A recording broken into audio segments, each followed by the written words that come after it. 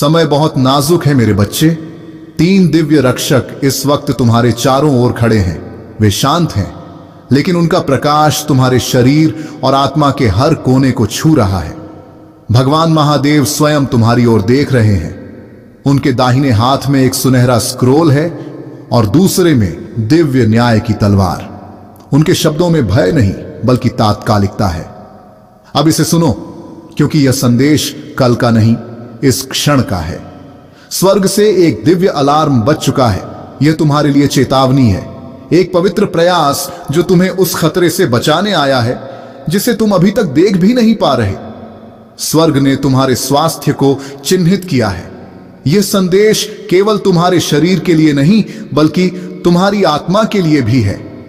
तुम्हारे बाएं, दाएं और सिर के ऊपर 3 शक्तिशाली देवदूत हैं। यह तुम्हारे रक्षक हैं। इन्हें विशेष आदेश के साथ भेजा गया है क्योंकि भगवान तुम्हारे स्वास्थ्य की निगरानी कर रहे हैं। कुछ ऐसा है जो तुम्हारे भीतर चुपचाप बन रहा था, एक बीमारी, एक कमजोरी जो तुम्हारे शरीर की खामोशी में पनप रही थी। लेकिन इससे पहले कि यह और बढ़े, भगवान राफेल जो चिकित्सा के देवदूत हैं, पहले ही तुम्हारे शरीर को छूने लगे हैं। वे उन जगहों को ठीक कर रहे हैं जहां अंधकार ने प्रवेश करने की कोशिश की थी। तुम्हारे भीतर की कुछ कोशिकाएं भ्रमित थीं, जीवन की लय गड़बड़ा रही थी। डॉक्टरों से पहले ही स्वर्ग ने इसे देख लिया। लक्षणों के बोलने से पहले ही भगवान ने तुम्हारे लिए यह संदेश भेजा। महादेव कहते हैं, मैंने तुम्हें चेतावनी दी थी, लेकिन तुमने ध्यान नहीं दिया। वो थकान जो पिछले हफ्ते तुम्हें महसूस हुई थी, वो साधारण नहीं थी। वो चक्कर, वो अचानक सांस की कमी, वो बेचैनी, यह संकेत थे कि स्वर्ग तुम्हें कुछ बताने की कोशिश कर रहा है।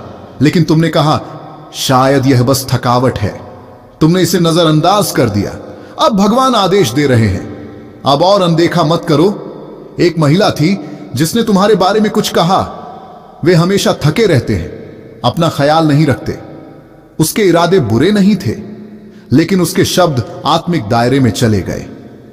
अंधकार ने उन शब्दों को रस्सी बना लिया जो तुम्हारी ऊर्जा को बांधने लगी। स्वर्ग ने यह सुना और तुरंत हस्तक्षेप किया। महादेव कहते हैं, मैंने वह बंधन तोड़ दिया है, लेकिन तुम्हें भी अपनी आत्मा को मजबूत बनाना होगा। तुम्हारी आत्मा थक चुकी है। शरीर सोता है पर मन जागता रहता है। तुम्हारे सपने शांत नहीं हैं। तुम्हारा दिल लगातार लड़ रहा है। यह आलस्य नहीं, यह आत्मिक थकावट है। जब आत्मा कमजोर होती है तो शरीर उसकी पीड़ा को महसूस करने लगता है। यही कारण है कि तुम बिना किसी मेहनत के भी थके हुए महसूस करते हो। प्रार्थना सिर्फ भगवान से बात नहीं, वह तुम्हारा कवच है। उसे रोज मजबूत करना जरूरी है, वरना नकारात्मकता धीरे धीरे रास्ता बना लेती है। महादेव तुम्हें यह भी बता रहे हैं कि तुम्हारे शरीर के लिए कुछ चीजें इस समय ठीक नहीं है। शायद कोई भोजन या पेय जिसे तुम्हें छोड़ना चाहिए। तुम्हें कई दिनों से एक अंदरूनी आवाज सुनाई दे रही थी, इसे मत लो। यह तुम्हारी कल्पना नहीं थी, यह एक दिव्य संकेत था। वह चीज बुरी नहीं, लेकिन अभी तुम्हारे शरीर के लिए असंतुलन का कारण बन रही है। अगर तुम्हें पता है वह क्या है, तो आज ही उसे छोड़ दो। और अगर नहीं जानते तो एक दिन शांत रहकर प्रार्थना में समय बिताओ, उत्तर स्वयं आ जाएगा। 3 दिन पहले तुमने कुछ ऐसा देखा था, एक दृश्य, एक सपना या कोई पोस्ट जिसने तुम्हारे दिल की धड़कन तेज कर दी थी। तुमने उसे अनदेखा किया, लेकिन वह तुम्हारी दिव्य चेतावनी थी। स्वर्ग लगातार तुम्हारे पास संकेत भेज रहा है, बस तुम्हें उन्हें पहचानना सीखना है। महादेव कहते हैं, तुम्हारा स्वास्थ्य मेरे अधीन है। मैं तुम्हारी हर सांस की निगरानी कर रहा हूं। जो योजना तुम्हारे खिलाफ बनाई गई थी, मैंने उसे पहले ही समाप्त कर दिया है। लेकिन यह समय है जब तुम्हें अपने शरीर, अपने विचारों और अपनी आत्मा के प्रति अधिक सजग होना होगा। आराम को आलस्य मत समझो, यह तुम्हारे लिए पुनर्स्थापन का अवसर है। भगवान कहते हैं, अब अपनी प्रार्थना पर लौट आओ। सुबह और रात मेरे नाम को याद करो, अपने विचारों को शुद्ध करो। जो भी भय तुम्हारे भीतर है उसे मुझ पर छोड़ दो। जब तुम ऐसा करोगे, तुम्हारे चारों ओर की दिव्य ऊर्जा फिर से प्रज्वलित होगी।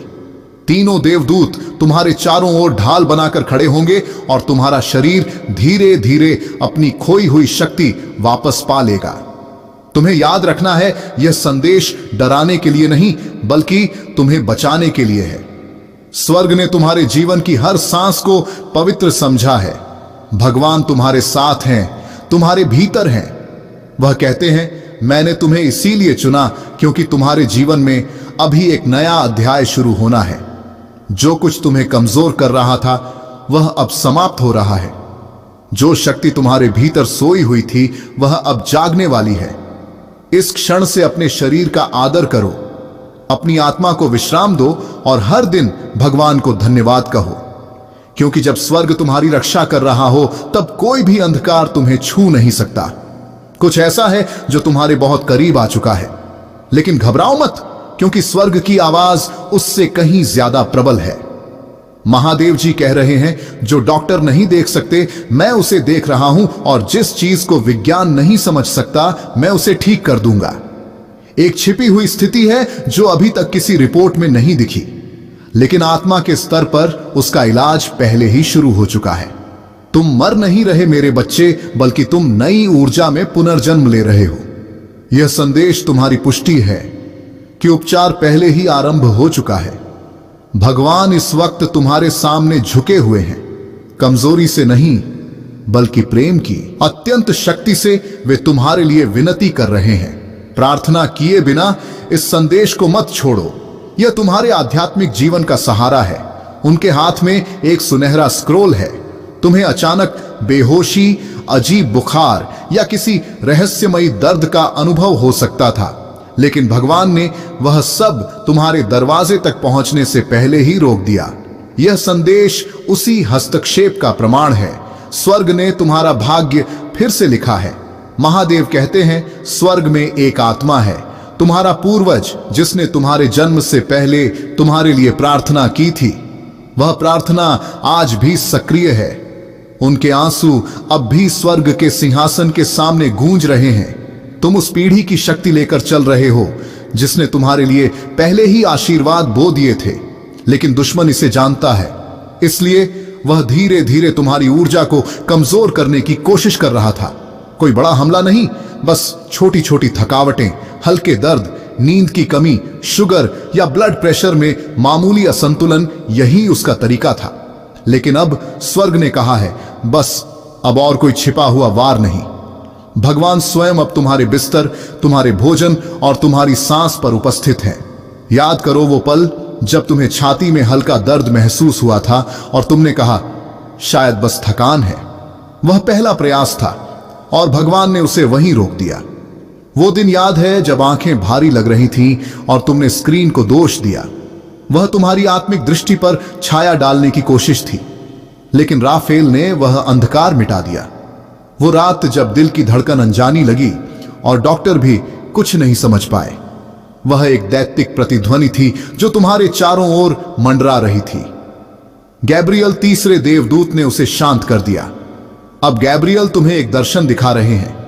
तुम एक दर्पण के सामने खड़े हो, खुद को देख रहे हो और महसूस कर रहे हो कि तुम्हारा शरीर सिर्फ मांस नहीं है। यह एक भविष्यवाणी है। तुम्हारा शरीर एक उद्देश्य लेकर आया है। तुम्हारा स्वास्थ्य केवल तुम्हारे लिए नहीं बल्कि उस दिव्य कार्य के लिए आवश्यक है जो तुम्हारे माध्यम से पूरा होना है। महादेव कहते हैं, मैंने बीमारी को पुकारा और उसने जवाब नहीं दिया, लेकिन अब तुम्हें भी कदम बढ़ाना होगा। अपने शरीर को पवित्र मानो, क्योंकि यह सिर्फ स्वास्थ्य का मंदिर नहीं बल्कि भविष्यवाणी का साधन है। तुम्हारे भीतर कुछ जन्म ले रहा है और उसे पूर्ण करने के लिए तुम्हारी शक्ति जरूरी है। तुम्हारे आसपास कोई ऐसा व्यक्ति है जो मजाक में बीमारी की बातें करता है। हम सब बूढ़े हो रहे हैं, अब शरीर साथ नहीं देता। उनके शब्द भले मजाक हो, लेकिन आत्मिक स्तर पर वे बीज बनते हैं जो ऊर्जा को प्रभावित करते हैं। महादेव कहते हैं, उन शब्दों को जड़ से उखाड़ दो। हर दिन घोषणा करो, मेरा शरीर मजबूत है, मेरी कोशिकाएं भगवान की आवाज सुनती हैं, मैं दिव्य स्वास्थ्य में जीता हूं, मैं उन्नति करता हूं, मैं फलता फूलता हूं। अगर तुम यह वाक्य 21 दिनों तक दोहराते हो तो तुम्हारे जीवन की दिशा स्थायी रूप से बदल जाएगी। आने वाले 72 घंटों में तुम्हारी परीक्षा होगी। तुम्हें लगेगा कि कोई पुराना लक्षण फिर से लौट आया है, लेकिन वह वास्तविक नहीं होगा। यह एक परीक्षा है। उस पल तुम्हें कहना होगा, तुम्हारा यहां स्वागत नहीं है, मैं पहले ही स्वस्थ हूं, तुम बिना शक्ति की एक छाया मात्र हो।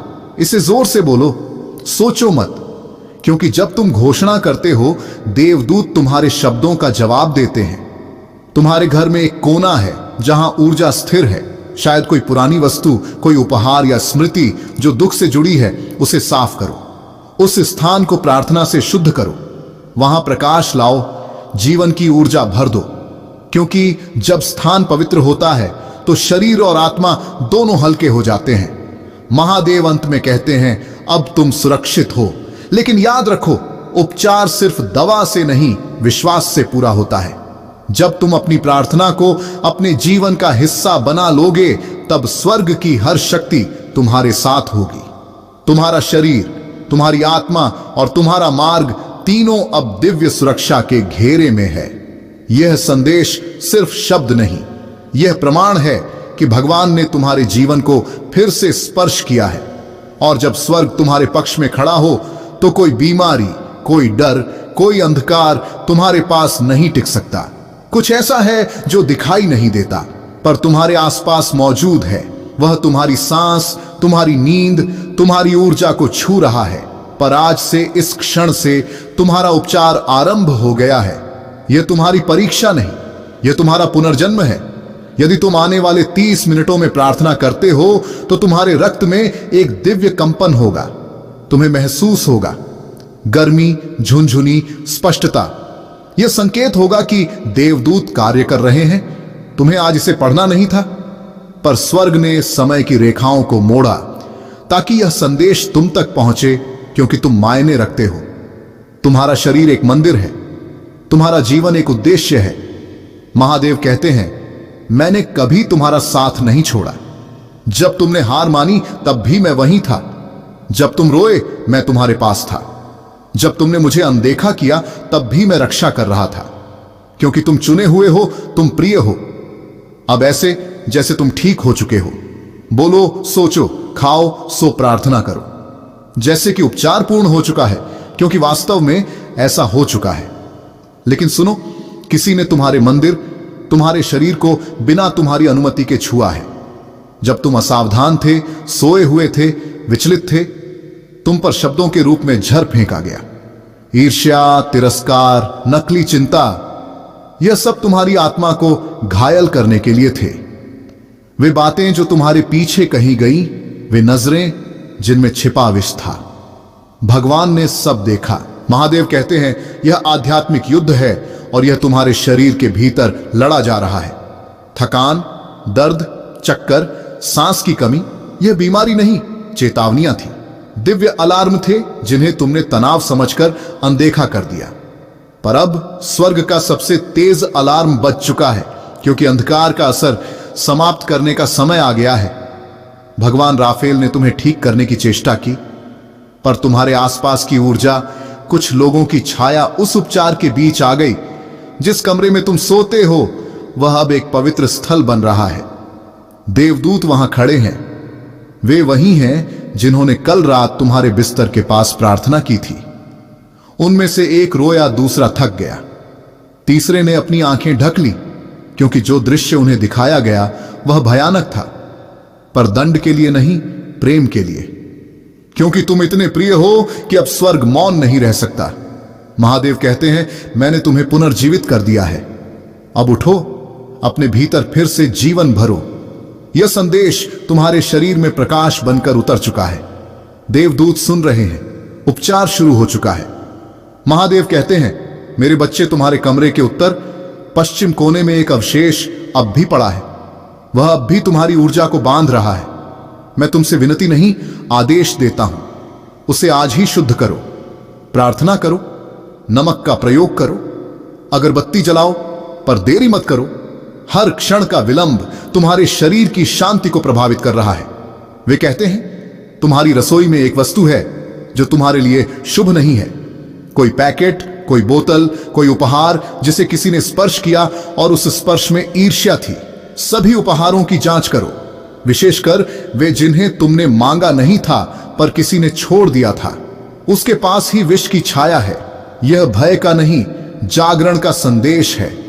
अगर तुम अगले 14 दिनों में कार्य करते हो तो भगवान स्वयं तुम्हारे जीवन रस को पुनर्जीवित कर देंगे। पर यदि तुम टालते रहे तो एक ऐसा भ्रम उत्पन्न हो सकता है जो चिकित्सा की समझ से परे होगा। पर यदि तुम अब सुनते हो तो देव स्वयं तुम्हारे शरीर में उल्टा प्रवाह प्रारंभ करेंगे।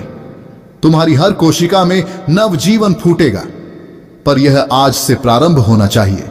महादेव कहते हैं तुम्हारे शरीर का बायां भाग, विशेषकर छाती और पेट दर्द नहीं, एक स्मृति को पकड़े हुए हैं। एक दुख जो तुमने कभी रोया नहीं, एक विश्वासघात जिसे तुमने दबा दिया क्योंकि तुम कमजोर नहीं दिखना चाहते थे। पर वही चुप्पी अब एक आध्यात्मिक गांठ बन चुकी है। अब समय है उसे मुक्त करने का। अधिक पानी पियो, केवल शारीरिक रूप से नहीं बल्कि आध्यात्मिक रूप से भी। मतलब अपने भावों को बहने दो। रोना पड़े तो रो, प्रार्थना में पुकारो, अपना गुस्सा स्वीकार करो, अपनी आत्मा को पसीना बहाने दो, क्योंकि तुम्हारा रक्त तुम्हारे भीतर के विष को बहन नहीं कर सकता। महादेव आगे कहते हैं एक बार किसी ने तुम्हारा हाथ छुआ था और उसके साथ एक ऊर्जा स्थानांतरित हो गई। तुम्हें डराने के लिए नहीं कह रहा, पर जान लो कि हर स्पर्श में कोढ़ होते हैं। कुछ लोग चलती फिरती ईर्ष्या बन चुके हैं। उन्हें श्राप बोलने की आवश्यकता नहीं, बस तुम्हारे कंधे या चेहरे को छूना ही काफी है। पिछले 6 महीनों में भगवान ने देखा एक गले मिलना जो असहज लगा, एक हाथ जो थोड़ी देर अधिक रुका रहा, एक नजर जिसने तुम्हारे भीतर छुड़छुड़ी भर दी। वह व्यक्ति अब तुम्हारे जीवन में नहीं है क्योंकि स्वर्ग ने उसे अलग कर दिया। वे तुम्हारे उपचार के साथ असंगत थे। महादेव कहते हैं मैंने तुम्हारा शरीर एक चमत्कार की तरह रचा है। जो दर्द तुम अनुभव कर रहे हो वह मेरे डिजाइन का हिस्सा नहीं था। दुश्मन ने तुम्हारी यात्रा को रोकने की कोशिश की, पर अब मैं सब वापस ले रहा हूं। अब उपचार रक्त से आरंभ होगा, पर तुम्हें आत्मा से संरेखित होना होगा। उन लोगों से दूर रहो जो तुम्हारे प्रकाश को मंद करते हैं। हर घूंट पानी से पहले आशीर्वाद दो, हर भोजन पर प्रार्थना करो, अपने हृदय पर हाथ रखो और कहो यह हृदय भगवान का है, कोई भी बुराई इसे छू नहीं सकती। 3 रात पहले तुम्हारी आत्मा को कुछ दिखाया गया था, शायद सपने में, शायद नींद में। वह चेतावनी थी, पर तुम जागते ही भूल गए। दुश्मन ने स्मृति मिटाने की कोशिश की, पर अब भगवान उसे लौटा रहे हैं। वह क्षण जब तुम अचानक जागे, भ्रमित डरे हुए, वह तुम्हारी आत्मा थी जो एक आध्यात्मिक युद्ध को याद कर रही थी। महादेव कहते हैं अब अगले 7 रात्रियों तक 3 उपचार देवदूत तुम्हारे चारों ओर प्रहरी बनकर रहेंगे, पर उन्हें बुलाना तुम्हारा कार्य है।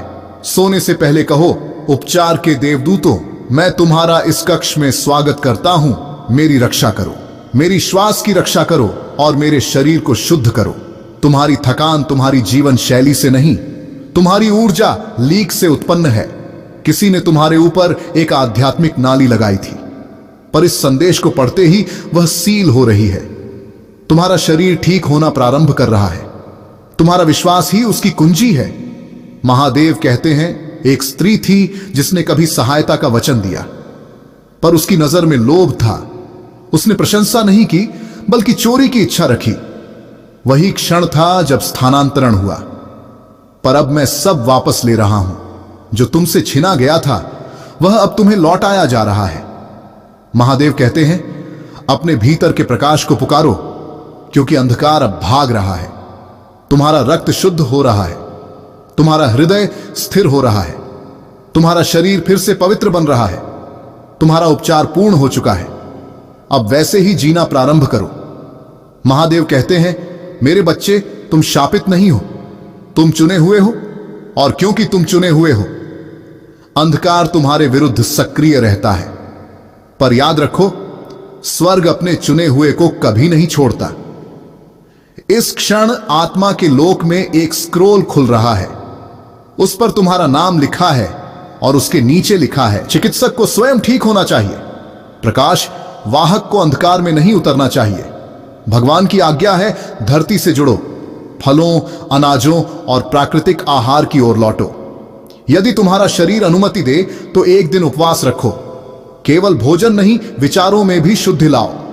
उन वार्तालापों से दूर रहो जिनमें मृत्यु, भय, गपशप या प्रतिस्पर्धा की ऊर्जा हो, क्योंकि वे आत्मा के लिए विष हैं।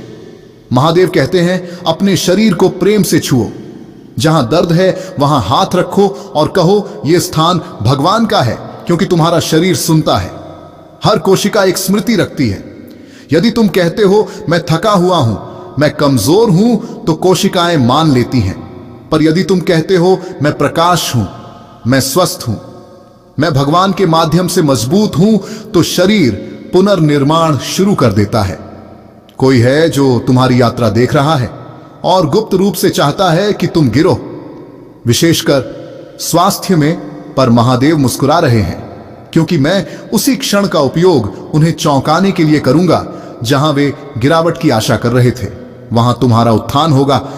दुश्मन सोचते हैं कि तुम बिस्तर पर पड़े रहोगे, पर जल्द ही तुम फिर से दौड़ोगे, फिर से हंसोगे, फिर से चमकोगे।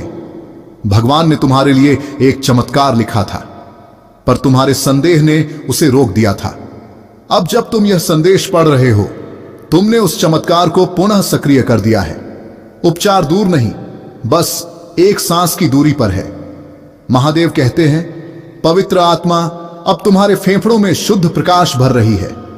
तुम्हारे चारों ओर की हवा अब उपचारक बन रही है। सावधान रहो, हर सफेद वस्त्र पहनने वाला प्रकाश से संचालित नहीं होता। जो भी औषधि, इंजेक्शन या सलाह तुम्हारे मन को असहज करे, उस पर प्रार्थना करो। दूसरी राय लो। भगवान चेतावनी देते हैं, आने वाले दिनों में विवादों से बचो, विशेषकर उन लोगों से जिनके शब्द तुम्हारा रक्तचाप बढ़ा